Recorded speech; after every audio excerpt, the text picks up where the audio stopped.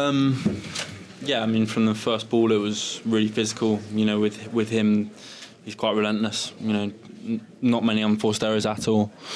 It's a different level of physicality and everything. You know, that's why he's been a top 10 player for the last few years. And you know, I kind of knew that going in. Also, with the roof being closed, it was almost quite cold in there. I didn't really feel like it was easy to sort of hit through the court. So the rallies were sort of prolonged extra long, and the first couple of sets was a battle, and then I start to struggle physically.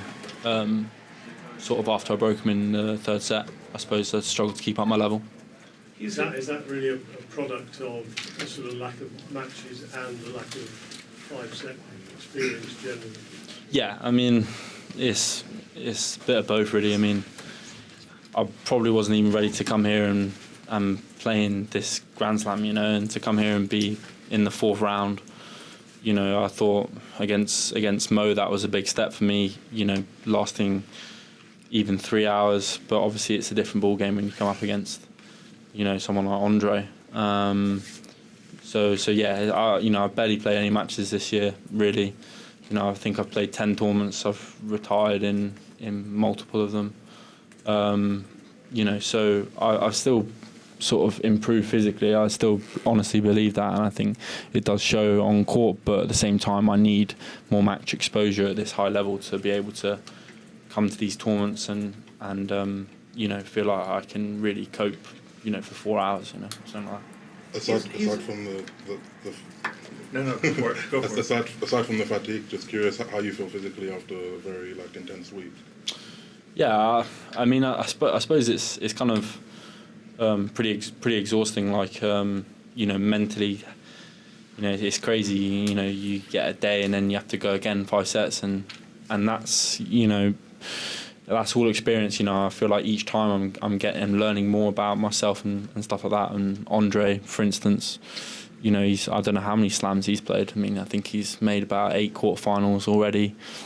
In all different slams, and you know, I think his time will come where it could be this week where he's going to go all the way at one point. So, you know, if I can just keep getting more exposure and more opportunities to play these events and stay fit all year round, then I'm going to improve. There's no doubt about that.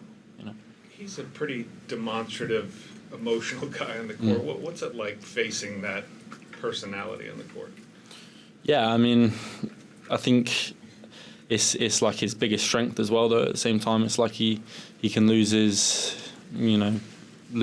and then he comes straight back out again and plays great. You know, he's a great competitor, wins a lot of matches on tour, and you know, I think he's well known for just being really, really strong. And even though he does lose it sometimes, you know, it's just everyone's got a different way of dealing with their emotions and the pressure and, you know, the relentlessness of the sport. You know, it's not easy to just stay calm the whole time. You've got to sometimes let it out, and you know, he's quite funny with it, obviously. But were you trying to encourage the umpire to do something about the temperature on the court?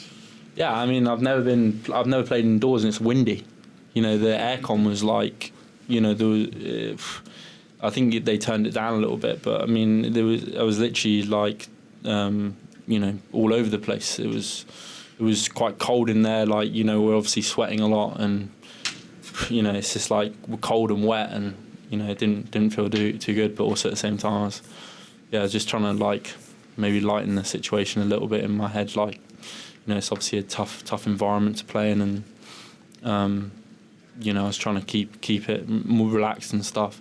But you know, it is different playing indoors because, you know, you play the matches outdoors and it's hot and the ball's jumping and you feel like you can get a lot more on the ball, and then you go in there and I sort of hit a few serves and you know, I think I was hitting like 90-mile-an-hour first serve at times at the start. You know, because everything's cold, the balls are so heavy. You know, it's difficult to hit through the guy. You know. Jack, sorry, I missed the start. Just how knackered were you at the end in the fourth set then? Yeah, I mean, I tried to. I gave it all I had mentally. I just was pretty drained, honestly. And that's, you know, I was speaking to my coach a minute ago, and that's where, now that I'm fit, we can actually go back to base and try and work each day to be better, and with that intensity and with, it's very tough when you've been out for so long to have no feedback. You come here and you play against the top 10 player in the world, and they show you their intensity and what they're doing on the court and how you're going to be effective against them. It's tough when you haven't felt that for a while to sort of keep on training. I can train in a different way now. I can train with more intensity, and I remember that match and I knew I was knackered at the end of it. I need to do more. I try and work my absolute hardest. It's just a journey and a process.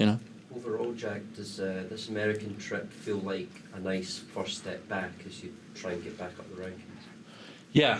I mean, it's been tough sort of having to sit on the sidelines and sort of watch my ranking drop and feel like, everything's sort of gone very downhill since last year. Even though when I do come on court and playing well, it seems like I've had injury after injury. I can't show how much I think I'm improving. I've just had to be training and be at home and sort of the same thing each day. So coming out here, it was a good opportunity, hopefully, for me to get a run of tournaments together. And after last week, I was obviously very gone. I thought that maybe I'd hurt myself again and I wasn't going to be able to play this week. And to come and feel like, I'm coming away having had 4 good matches in a Grand Slam and I'm going home injury-free, that's a huge step in the right direction for me. And the number one thing for me now is to look after my body and make sure that I can end the year strong and just keep going, So do you know what's next for you? No, I mean, obviously if Leon asks me to go to Davis Cup, I'll go. And then probably, because my ranking dropped a fair bit, I'll have to play some challengers maybe, and some qualifying of 250s. My kind of goal when I came on this trip, I knew I hadn't played many matches. My goal was to end the year, have to be in the main draw of Australian Open. And I think the points and stuff has done me good this week. So hopefully I can get more points and get more matches into the end of the year and really do a lot of competing. That's what I want to do. That's what I kind of feel like I do best. So hopefully I can do that. Did it feel humid at all on the court, or was it just the cold weather that was making it tough to hit the balls?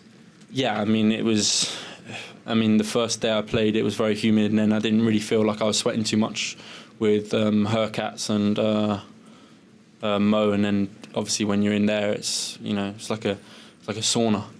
Honestly, it was. I mean, my shorts were drenched after 4 games. It's kind of weird. It's like the aircon's on. It's really, really humid.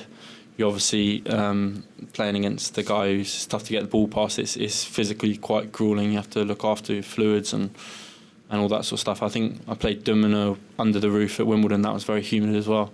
It's kind of tough when you're losing so much sweat when you're playing a 5-set match. What did you make of Murray saying that you should perhaps you deserve to play ahead of him at the Davis Cup, and how would you feel physically if you were to play there next week if Leon called you up? Yeah, I mean, if he calls me up, I'll be there. And as far as Andy, I mean, I think he's 36 in the world. He's obviously was that after he lost. Yeah, exactly. Yeah, exactly. I mean, I don't know if.